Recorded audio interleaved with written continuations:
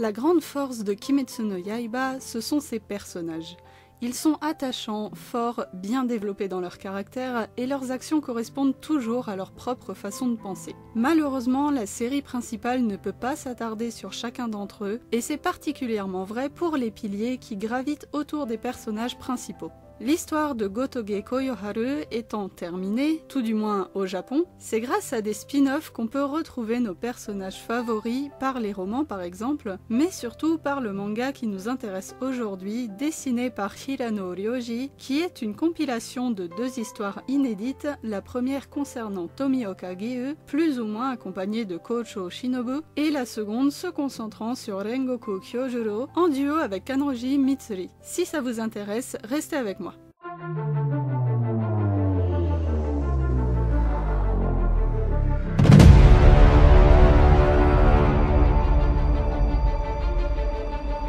On commence avec la partie sur Tomioka et on peut déjà constater la qualité graphique. J'aime beaucoup le style de dessin qui me fait encore plus apprécier les personnages. Je trouve les traits plus doux et ils donnent plus de détails que ce à quoi on est habitué, sans vouloir aucunement dénigrer l'œuvre de base évidemment. L'histoire prend place très peu de temps après que Tomioka ait envoyé Tanjiro et Nezuko chez son maître Urokodaki. Il reçoit l'ordre de se rendre au nord, dans un village de chasseurs Matagi qui a vu certains de ses habitants disparaître, dévorés par un démon. On va donc suivre un peu le quotidien d'un pilier, et ça c'est chouette, il n'y a pas que les combats à mort dans la vie après tout, sinon elle serait bien courte. Malheureusement pour le pilier de l'eau, Kocho Shinobu se trouve déjà sur place, par hasard, puisqu'elle y est pour profiter d'un peu de temps libre, et que ce n'est donc pas la chasse aux démons qui l'a amenée ici. Ils devraient un peu mieux s'organiser leur corbeau, 2 piliers au même endroit pour un démon qui n'est même pas une lune, c'est un peu comme tuer un moustique avec un lance-roquette. Mais bon.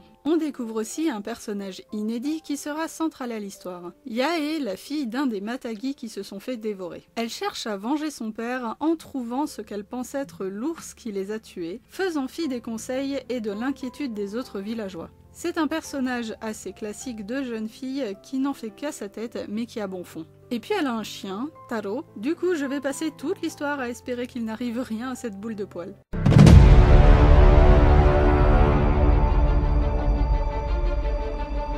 Sur ces présentations, Tomioka fait une entrée remarquée avec son absence de tact habituelle. Et comme le drame des Kamado a eu lieu sur la montagne d'à côté, et que la seule personne suspecte aperçue sur place était un homme avec un haori bicolore, il manque de se faire arrêter pour meurtre. Ça commence bien pour lui, À se demander comment il s'y prend d'habitude pour se débrouiller seul, vu son incapacité à communiquer. Là, heureusement, Kocho intervient et la jeune Yae leur donne une diversion involontaire en s'évanouissant soudainement à cause d'une forte fièvre. Pfiou, sacré enchaînement d'actions improbables. Comme souvent, on profite que le personnage soit inconscient pour montrer un flashback, et on en apprend ainsi un peu plus sur Yae et son père, et sur la tragédie qui s'est abattue sur eux avec l'attaque du démon, ou de l'ours selon les souvenirs de la Matagi en herbe. À son réveil, Kocho est tranquillement en train d'envahir son espace vital. Vous imaginez si votre médecin vous prenait la température comme ça? Bref, pendant qu'elle joue au docteur, Taro attaque Tomioka. Si jamais vous n'étiez pas au courant, les chiens n'aiment pas Giyu. De manière générale, le pourquoi de ce phénomène reste un mystère. Il devrait demander conseil à Shinazugawa.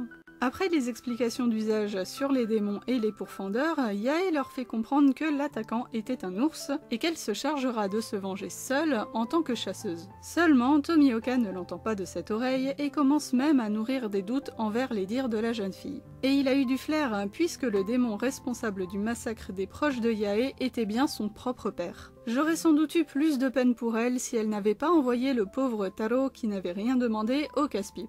Pas les animaux, bon sang! D'ailleurs, les démons ne peuvent se nourrir que d'humains, rien d'autre, c'est bien la problématique de toute l'histoire de Kimetsu no Yaiba, du coup je ne comprends pas pourquoi il a tué le chien. Instinct de bête sauvage ou violence gratuite. Toujours est-il que Yae, qui n'a pas bien écouté quand Kocho lui a dit qu'on ne peut tuer un démon qu'avec le soleil ou un sabre de pourfendeur, tente d'abattre le monstre qu'est devenu son père, avec un coup de fusil parfaitement placé mais totalement inefficace. Le démon se relève et nos piliers entrent enfin en action, Tomioka en tête. Malgré la situation relativement similaire à celle des Kamado quelque temps avant, il n'hésite pas à décapiter le père de Yae sous ses yeux, mettant fin à la vie du démon qui n'aurait pas pu retrouver son humanité.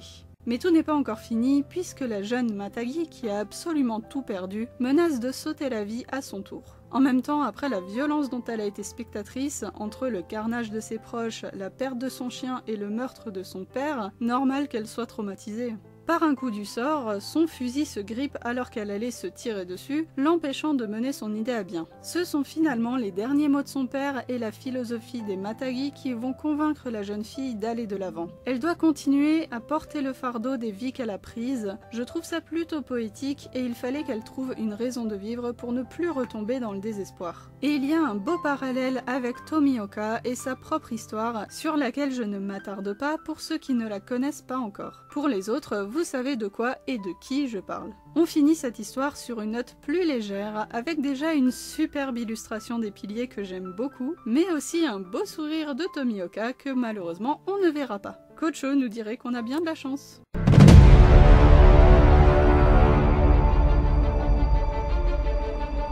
Ce spin-off qui tourne autour du pilier de l'eau pourrait paraître assez anodin puisqu'il n'y a rien de fondamental pour l'histoire principale qui s'y déroule, mais je le trouve très intéressant pour la psychologie de Gyo et pour approfondir un peu notre vision de ce que sont les piliers. Des missions comme celle décrite ici, ils en ont probablement constamment, mais pour chaque victime qu'ils croisent, c'est une expérience unique qui change brutalement leur vie. Montrer le travail des piliers en dehors des gros événements de l'histoire de Kimetsu no Yaiba, c'est un moyen de s'attacher encore plus à eux et d'approfondir ces personnages qui le méritent largement. Et en parlant de personnages méritants, passons à la partie sur Rengoku Kyojuro, le courageux pilier de la flamme.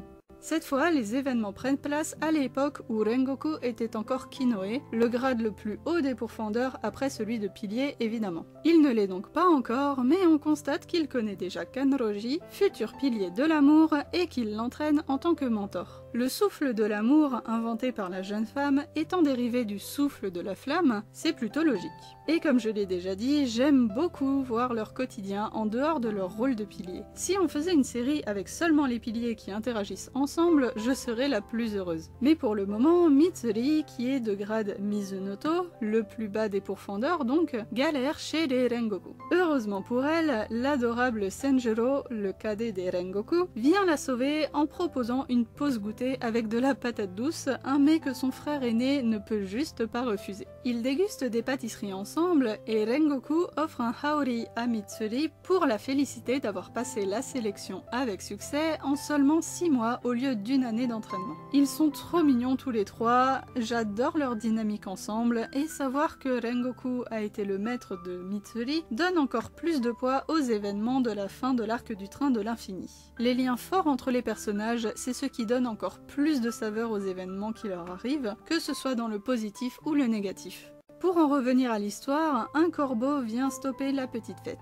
Le père de Rengoku, Shinjuro, est toujours le pilier de la flamme à ce moment-là et l'ordre de mission est censé lui revenir. Seulement, il est déjà bien enfoncé dans son défaitisme et ses problèmes d'alcool et Rengoku fils prend la décision de se présenter à sa place à la réunion des piliers à laquelle il était convoqué. On remarquera qu'à ce moment-là, ils ne sont que 5, Himejima, Shinazugawa, Uzui, Kocho et Tomioka. C'est pratique pour se faire une vague idée de leur ordre d'ancienneté. Et Rengoku porte le même haori qu'il a offert à Mitsuri. Ils sont assortis, c'est trop mignon. En tout cas, sa présence ne plaît pas, évidemment, puisqu'il n'a pas le rang qui l'autorise à assister à une réunion de piliers. Malgré tout le respect qu'il a pour eux, il contrarie Shinazugawa, ce qui, pour sa défense, n'est pas bien difficile, et le pilier du vent en vient même aux mains avec lui. Rengoku va alors montrer sa force de caractère et sa détermination en ne rentrant pas du tout dans le jeu de Sanemi, arguant qu'il n'y a pas d'intérêt à se battre entre pourfendeurs et il a totalement raison, cet homme est formidable. Comme il se propose de prendre la place de son père souffrant en tant que pilier, Ubuyashiki décide de l'envoyer en mission à la capitale pour vaincre un démon qui paraît être une des 12 lunes démoniaques, ce qui lui donnerait accès au poste convoité pour pouvoir soulager son père, redorer son nom et porter fièrement le haori familial.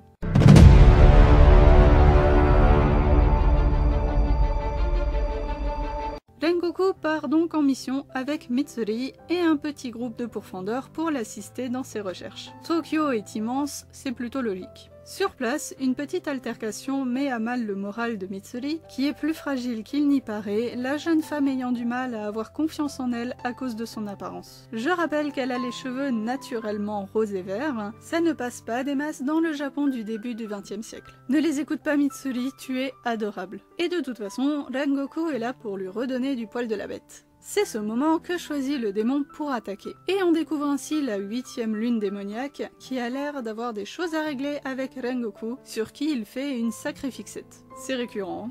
Bien que Kyojuro ne se souvienne pas du tout de lui, puisqu'il ne l'a jamais rencontré auparavant, le démon n'en démord pas et après l'avoir blessé, il décide de prendre Mitsuri en otage avec l'intention de faire souffrir celui qu'il pense à tort être son pire ennemi. Heureusement, Rengoku montre une nouvelle fois sa volonté de fer en revenant au combat malgré ses blessures, et il envoie une Mitsuri bouleversée désarmer les bombes que le démon a placées un peu partout dans la ville. C'est vachement original ça d'ailleurs par rapport à cet univers. Les armes de cette lune sont des armes à feu et des bombes. L'auteur s'est beaucoup appliqué pour son design et son histoire, encore plus que pour la partie sur Tomioka.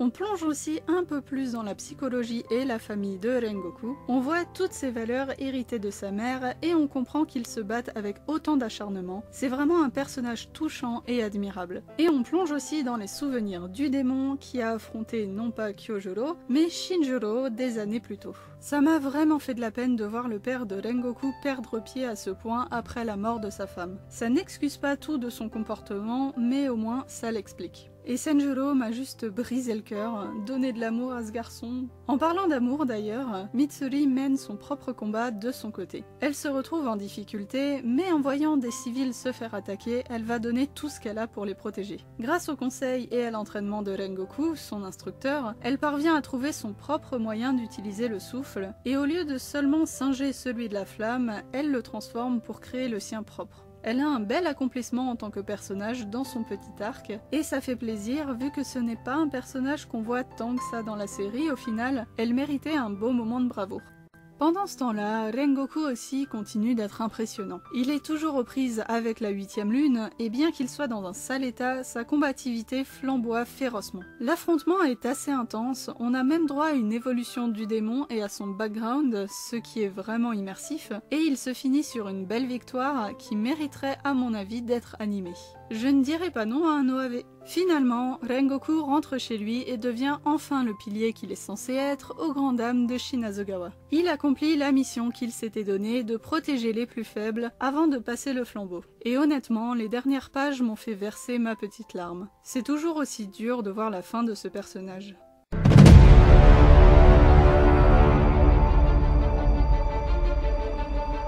Encore plus que pour la partie sur Tomioka, je pense que c'est un gros plus de lire cette histoire sur Rengoku et Mitsuri. L'ascension du premier au poste de pilier et le développement général de la deuxième auraient même pu figurer dans la série de base, je trouve. J'ai vraiment beaucoup aimé ce spin-off et vu la qualité, j'aurais adoré en voir un pour chacun des autres piliers, ça aurait pu vraiment être intéressant. En tout cas, c'est un bonus que les fans de Kimetsu no Yaiba ne devraient pas hésiter à lire. Je sais aussi qu'il existe un autre spin-off sur Rengoku, un volume 0 distribué pour la sortie du film au Japon, et j'espère qu'il sera aussi traduit par chez nous, même si ce serait très étonnant. J'en parlerai en vidéo si ça vous tente. Pour en revenir à celui-là, les deux histoires sont intelligentes, touchantes, avec un humour léger et bien dosé, de belles scènes d'action, et elles ont parfaitement comblé mon petit cœur de fan, et je pense qu'elles combleront aussi le vôtre. En attendant la suite des aventures de nos pourfendeurs, prenez soin de vous et au plaisir de vous retrouver dans un autre coin de la chaîne.